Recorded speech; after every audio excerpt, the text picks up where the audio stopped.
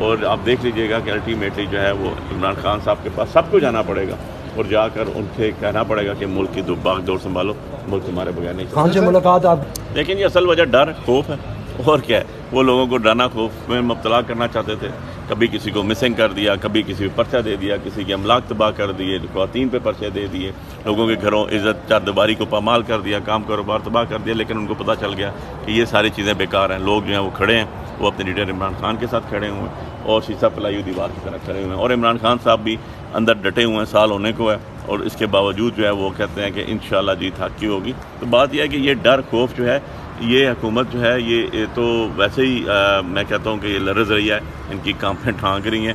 یہ تو ابھی اپنے آپ کو بچانے کی کوشش کر رہے ہیں، نہ ان سے حکومت چل رہی ہے، نہ ان سے سیکیورٹیز کے معاملات سیدھے ہو رہے ہیں، نہ ان سے مہنگائی کنٹرول ہو رہی ہے، اپنے پیسے بنا رہے ہیں اور اپنے کیسز ختم کر رہے ہیں۔ اس کے علاوہ کوئی تیسرا ان کا ایجنڈا ہوا تو وہ مجھے آپ ضرور بتا دیجیے گا۔ بات یہ ہے کہ یہ ڈسٹرکٹ مینجمنٹ کو بھی دیکھنا چاہیے کہ وہ سرکار کے ملازم ہیں، وہ حکومت پاکستان سے تنخواہ لیتے ہیں، وہ جو ہے آپ کے پبلک ایکسچیکر کے پیسے سے پلتے پھولتے ہیں، تو ذاتیات میں نہیں آنا چاہیے، اور اس کو اس طرح ضرور رکھیں کہ کل ان کی اپنی ACRs، ان کے اپنا یہ چیزیں جو بہت بڑی کریڈیبلٹی پہ نشان ہے، جب آپ کے جو سول سرونٹ ہوتے ہیں، بیوروکریسی ہے، جب وہ سوالیہ نشان ہو جاتی ہے تو ملک کی ترقی کرنا بڑا مشکل ہو جاتی ہے۔ ان کو امپارشل ہونا چاہیے، ان کو قانون کے مطابق کام کرنا چاہیے، جس کا انہوں نے بھی حلف لیا ہوا ہے، انہوں نے بھی اوتھ لیا ہوا ہے۔ ان کو اہلا کار نہیں بننا چاہیے، ان کو وہ لیتروں والا کام نہیں کرنا چاہیے۔ اچھا یہ بتائے گا سر کہ ہم نے دیکھا ہے کہ آج کل خبریں آ رہی ہیں ہزارے جیل میں عمران خان کی ملاقاتیں ہو رہی ہیں، اسٹیبلشمنٹ کے ساتھ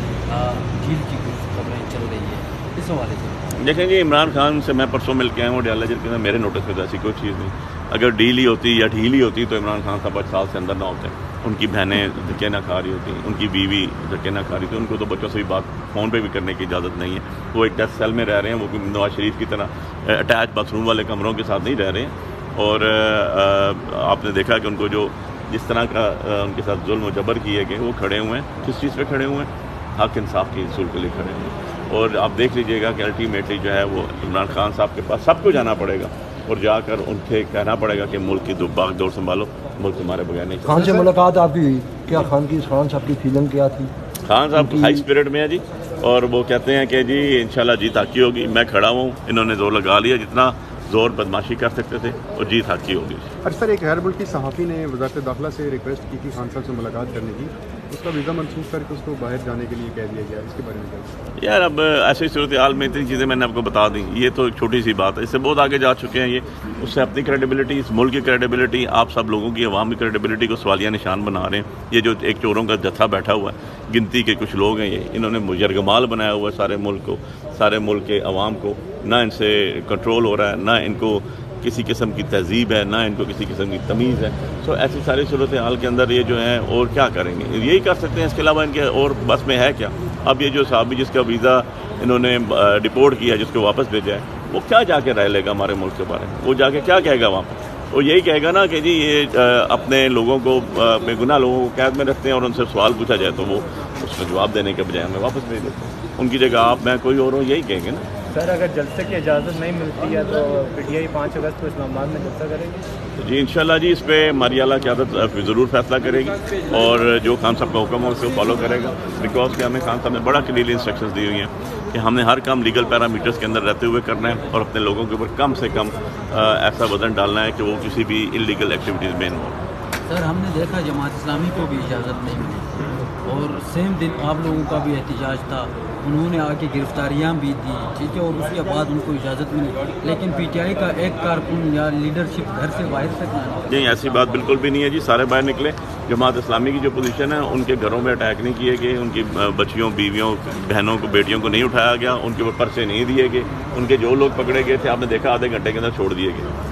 ہمارے ساتھ اس طرح کا کوئی بات نہیں ہوئی۔ آپ نے دیکھا ہے کہ ہمارے اوپر، ہم نے پریس کانفرنس کے سامنے، میں آپ کے سامنے کھڑا ہوں، ہم نے 2 لفظ بولے، ٹھیک ہے، کچھ بھی نہیں ہوا، پارک میں کھڑے ہو کر ہم پہ ڈکیتی کی اور ATA کی پرچے دے دیے گئے۔ ایسی صورتحال جو ہے وہ ایک ڈسکریمنیشن ہمارے ساتھ ہی ہو رہی ہے، ہمارا بلے کا نشان لیا گیا، ہمیں الیکشن میں باندھ کے پھینکا گیا۔ ساری چیزوں کے باوجود آپ دیکھیں تو الٹیمیٹلی جو ہے آج ہم کھڑے ہوئے ہیں، اور ہمارے اپنے سٹانس کے اوپر، باقی جماعت اسلامی کا جو سٹانس ہے ان کو تو وہی جواب دیں گے، لیکن اینی ہاؤ جو ان کا کاز ہے بجلی بلوں کے اور مہنگائی کے خلاف، ہمارے لیڈر عمران خان صاحب بھی یہی بات کرتے ہیں اور ان کی ہمیں انسٹرکشنز بھی ہیں کہ ان کا یہ کاز ہے، ہم ان کو سوشلی مورلی جو ان کے فیور کر سکتے ہیں ضرور کریں گے ان کے ساتھ۔ آپ سب کو پتہ ہے جی کہ آج ہماری 2 پٹیشنز پینڈنگ پڑی ہوئی ہیں۔ ایک پٹیشن جو ہے وہ ہے جو ہمیں جلسے کی اجازت مانگی تھی ہم نے اس کے اوپر، اور دوسری پٹیشن وہ ہے جو ہم نے احتجاج کے لیے کال دی تھی اور اس میں جو BDC سے پرمیشن مانگی تھی۔ تو انفیکٹ دونوں پٹیشنز جو ہیں وہ اس وقت جو ہے وہ پینڈنگ پڑی ہوئی ہیں اور اس کے اندر جو ہے وہ آج ہوپ فلی ڈیسائیڈ ہونی ہے اور اس کے اندر جو ہے ایڈمنسٹریشن ہے وہ اپنا سٹانس لے گی۔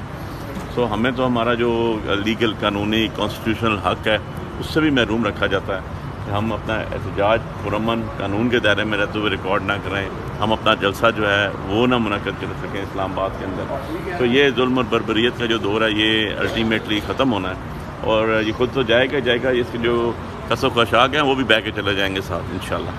باقی آپ نے دیکھا کہ رؤف حسن صاحب جو ہیں ہمارے پارٹی کے اسپوکس پرسن تھے اور ان کی 75 سال عمر ہے، ہارٹ کے پیشنٹ ہیں، وہ کینسر سروائیور ہیں، وہ اس ٹائم جو ہیں کسٹڈی میں ہیں CTD کے۔ پہلے ان کو FIA نے اٹھایا، پھر FIA نے جوڈیشل ریمانڈ پورا ہوا، ان کی بیل لگائی گئی تو پتہ چلا کہ جی ان کو CTD والے لے گئے، وہاں پر ہم نے ان کو ریمانڈ اپوز کیا اور 2 دن کا ان کو ریمانڈ دیا گیا۔ سو اس کے بعد ابھی ڈسٹرکٹ کورٹ میں جو ہے FIA کورٹ میں ان کی بیل بھی آرگومنٹس کے لیے ہے۔